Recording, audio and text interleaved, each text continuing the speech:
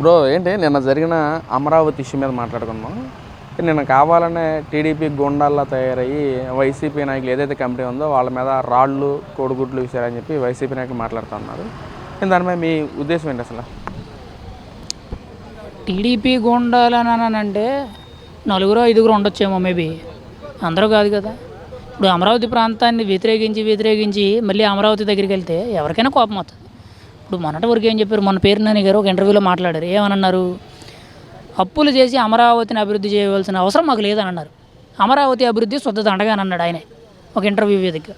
మరి అటువంటి మనిషి డైరెక్ట్గా అమరావతిలోకి వెళ్తే మరి రియాక్షన్స్ ఎలా వస్తాయి? మరి టీడీపీ ఉండాలని అంటే ఇప్పుడు వాళ్ళు టీడీపీ మద్దతుదారులు ఏ ఉండొచ్చు, వాళ్ళు కూడా అమరావతిలో భూములు ఉండాలి కదా. అందులో ఒక నలుగురు ఐదుగురు ఉండొచ్చు, మిగతా వాళ్ళు రైతులు ఉంటారు కదా. ఎవరు కడుపు మంటని ఎవరు ఆపుకుంటారు? ఎన్ని రోజులు చూస్తారు?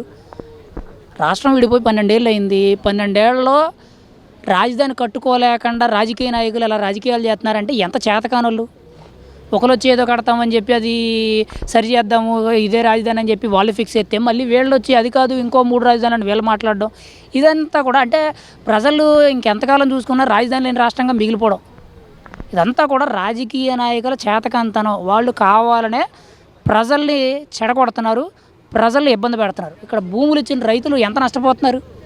గత 5 ఏళ్ళు కూడా రైతులు భూములు ఇచ్చిన రైతులకి వాళ్ళకి ఏదైతే కాంపెన్సేషన్స్ కింద నష్టపరిహారము సంథింగ్ పడే ఏడాది ₹1,00,000 90,000 ఇస్తున్నారంట. గత 5 ఏళ్ళు ఆపేశారు కదా. మరి రైతులు అప్పుడు ఎంత నష్టపోయారు? ఈరోజు పేరునాని గారు అంబటరాంబాబు గారు వచ్చి మాట్లాడుతున్నారు. ఏమని? అమరావతి రైతులు నష్టపోతున్నారు, మా దగ్గరకు వచ్చి మమ్మల్ని సాయం అడుగుతున్నారు, మేము వాళ్ళ పక్షాన్ని నిలబడతాము, వాళ్ళకి న్యాయం చేస్తామని అన్నారు. అక్కడ మీ దగ్గరకు వచ్చిన వాళ్ళు 10 మంది ఉంటే మరి ప్రభుత్వానికి భూములు ఇచ్చి అమరావతికి భూములు ఇచ్చిన వాళ్ళు ఎంతమంది ఉంటారు? మరి వాళ్ళ గురించి మాట్లాడరా? ఇప్పుడు జగన్మోహన్ రెడ్డి గారు ప్రెస్ మీట్లోకి వచ్చి మాట్లాడిన వాళ్ళు ఓ 10 మందో 25 మందే ఉంటారు.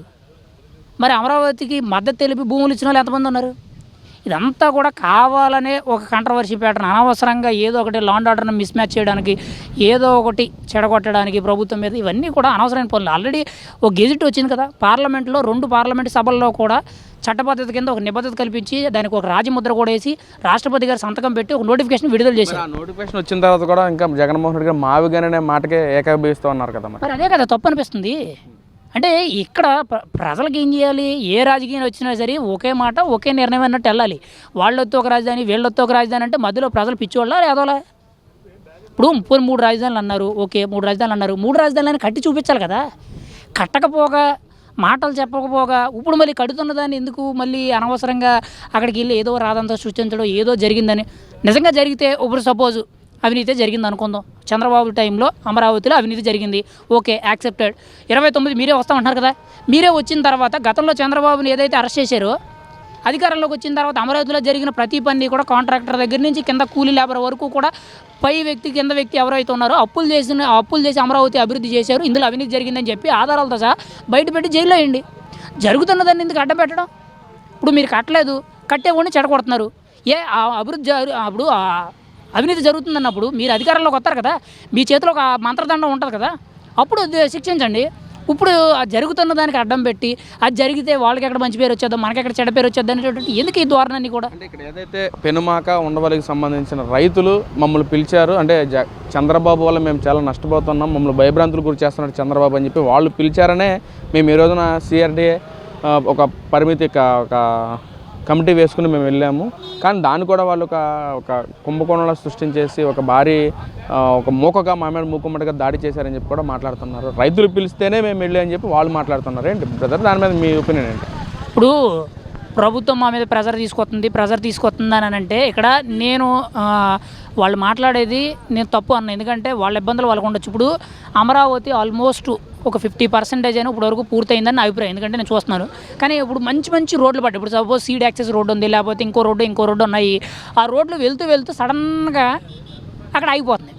అంటే ఒక 100% ఉన్నది ఒక 90% ఒక 95% కంప్లీట్ అయిన తర్వాత ఒక 5 to 10% దగ్గర సడన్గా అక్కడ ఒక ల్యాండ్ గవర్నమెంట్కి ఇవ్వకపోవడం, దానివల్ల అక్కడ డెవలప్మెంట్ సడన్గా అయిపోవడం, రోడ్డు అక్కడతో సడన్గా చిన్నదైపోయి లేకపోతే వంకర మలుపులు తిరగడం ఇలా జరుగుతుంది. అంటే ఇంతమంది ఇచ్చినప్పుడు వాళ్ళు మరి వైసీపీ మద్దతుదారులా లేదనంటే వాళ్ళు నిజంగా స్వచ్ఛందంగా ఉన్న రైతుల వాళ్ళకి ఏదో ఇబ్బంది అనిపించేది ఇవ్వకపోవడం అనేది వాళ్ళ వ్యక్తిగత అభిప్రాయం. కానీ నేనేమంటున్నానంటే జరుగుతున్న అభివృద్ధికి అడ్డంకం ఇది. ఇందులో చంద్రబాబు ప్రెజర్ చేస్తున్నారు అని మాట్లాడుతున్నారు. ఇక్కడ చంద్రబాబు ప్రెజర్ చేస్తున్నారు అనేది మేమైతే చూడలేదు, వాళ్ళు చెప్తున్నారు. అర్థమైందా? ఇప్పుడు నేను మాట అంటున్నాను, చంద్రబాబు ప్రెజర్ చేస్తున్నారు, మమ్మల్ని ఇబ్బంది పెడుతున్నారు, మాకు సరైన కాంపెన్సేషన్ ఇవ్వట్లేదు అని అంటున్నారు. మరి గత 5 ఏళ్ళు అసలు రాజధాని గాలికి వదిలేశారు కదా.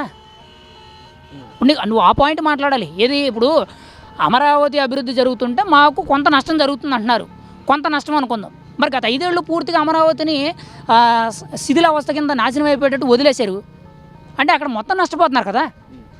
అంటే ఇప్పుడు పండి భూముల్ని సడన్గా దాన్ని పండించకపోతే ఏమవుద్ది, బీడి భూమి కింద తయారైపోద్ది.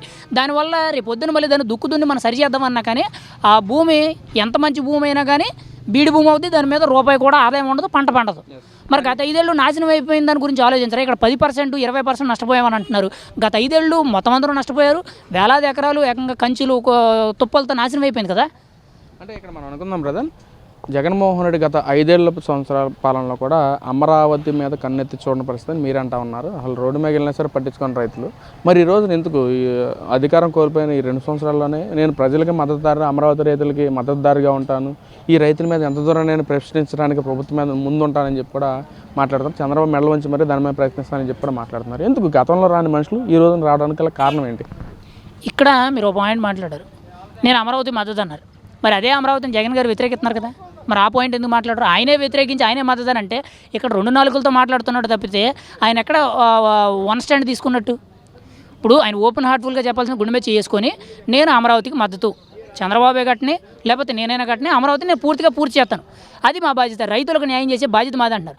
ఒకప్పుడేమో 3 రాజధానులు అన్నారు, మావిగన్ అన్నారు, శ్మశానం అన్నారు, ముంపు ప్రాంతం అన్నారు. ఇన్ని మాటలు ఆయనే చెప్పి మళ్ళీ ఇప్పుడు అమరావతి రైతుల మద్దతు మేమే అంటే ఎన్ని మాటలు మాట్లాడతారు? 12 ఏళ్ళు అయినా కానీ రాష్ట్రానికి ఒక రాజధాని కట్టుకోలేని రాజకీయ నాయకులు ఉన్నారంటే ఎంత చేతకానోలు. ఇక్కడ ప్రజల్ని ముఖ్యంగా అమరావతి రైతుల్ని మోసం చేయడం జరుగుతుంది. ఒక గవర్నమెంట్ వచ్చిన తర్వాత ఈ స్టాండ్గా కంప్లీట్ చేద్దామని చెప్పి చట్టబద్ధత కల్పిస్తే మళ్ళీ దాని వ్యతిరేకం. ఇదంతా కూడా 2 నాలుగుల దూరంతో మాట్లాడుతున్నారు తప్పితే క్లారిటీ లేదు.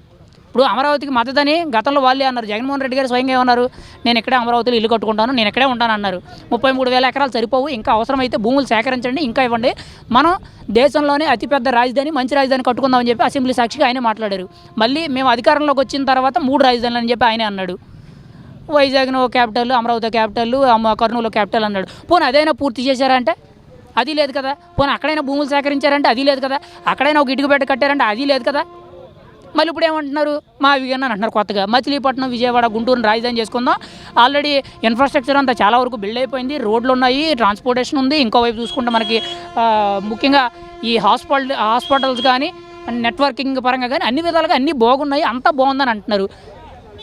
మరి ఈ ఆలోచన 2019 నుంచి 24లో ఆయన అధికారంలో ఉండేటప్పుడు వచ్చినప్పుడు దాన్ని ఇంప్లిమెంటేషన్ చేస్తుంటే ఈ పాటకి 90% వర్క్ కంప్లీట్ అయిపోతుంది కదా. అంటే చెప్పింది ఏది చేయలేకపోతున్నారు. పోనీ చెప్పింది పూర్తి చేస్తున్నారంటే లేదు. మళ్ళీ కొన్ని రోజుల తర్వాత స్టాండ్ మార్చుకుంటున్నారు. ఆ ఓపెన్గా అమరావతి గురించి అసలు శుద్ధదండగా అభివృద్ధి వేస్తూ మేము అప్పులు చేసి అమరావతి రాజధాని చేయమన్నారు. ఇక్కడ చాలామంది మాట్లాడే పాయింట్ నేను క్లారిటీ ఇస్తాను. అప్పులు మాట్లాడుతున్నారు. ఇక్కడ అప్పులు 2 రకాలు. చాలామంది కూడా మాట్లాడే పాయింట్ అండి, 5 ఏళ్లలో జగన్మోహన్ రెడ్డి గారి హయాంలో 3.6 లక్షల కోట్లు అప్పులు చేశారంటున్నారు. అదే 2 ఏళ్లలో చంద్రబాబు 3.2 కోట్లు అప్పులు చేశారని అంటున్నారు. అంటే ఓవరాల్గా డిఫరెన్స్ ఎంత, ఒక 40,000 కోట్ల ఎంతో డిఫరెన్స్ వస్తుంది అనుకుందాం. ఇక్కడ అప్పులు చేసి పథకాలు ఇచ్చి వాటిని పిచ్చిగా మనం అంటే ఏంటిది వేస్టేజ్ చేయడం, అంటే దుబారా ఖర్చులు చేయడం వేరు. అప్పులు చేసి దుబారా ఖర్చులు చేయడం వేరు. అప్పులు చేసి అభివృద్ధి చేసి దాని నుంచి మళ్ళీ ఇన్కమ్ని రీజనరేట్ చేయడం వేరు. ఇప్పుడు ఈరోజు నువ్వు భూమి, ఇప్పుడు సపోజ్ 10 లక్షలు ఉంది, 10 లక్షలు పెట్టి నువ్వు ఒక భూమి కొన్నావు, ఈరోజు అప్పు అయినా కానీ నువ్వు తీర్చుకుంటావు. ఎందుకు? ఫ్యూచర్లో 10 లక్షలు కాస్త 25 లక్షలు అవుద్ది. నువ్వు చేసిన అప్పుకి వడ్డీకి ప్లస్ నీకు ఇంకా లాభం వస్తుందని చేస్తావు. అదే 10 లక్షలు నువ్వు తీసుకొచ్చి ఓ పెళ్ళికో లేకపోతే ఇంకో ఫంక్షన్కో ఇంకో దేనికో వేస్ట్గా దుబారా ఖర్చులు చేసేసి తర్వాత నీకు ఆ 10 లక్షలకు వడ్డీతో సాగడితే నీకు ఎంత అవుద్ది? నీకు అక్కడ ఆదాయం ఎక్కడ క్రియేట్ అవుతుంది? ఈరోజు అమరావతి మీద అప్పులు చేస్తున్నారు. ఓకే, రేపు పొద్దున్న అమరావతి అభివృద్ధి అయితే, ఇన్ఫ్రాస్ట్రక్చర్ అంతా బిల్డ్ అయితే, రేపు పొద్దున్న పెట్టుబడులు కానీ ఉద్యోగ అవకాశాలు కానీ పెరిగి, ట్రాన్స్పోర్టేషన్ పెరిగి, అన్ని విధాలుగా కూడా ఎకనామిక్ బిల్డ్ అయితే దానివల్ల ట్యాక్స్ రూపంలో ఈరోజు చేసిన అప్పులకి దానికి డబల్ ఆదాయం వస్తుంది కదా. ఆ రోజు అప్పులు తీరుతాయి, దానికి వడ్డీలు తీరుతాయి, దాంతోపాటు లాభాలు కూడా వస్తాయి కదా. ఆ లాజిక్ ఎందుకు ఆలోచించరు?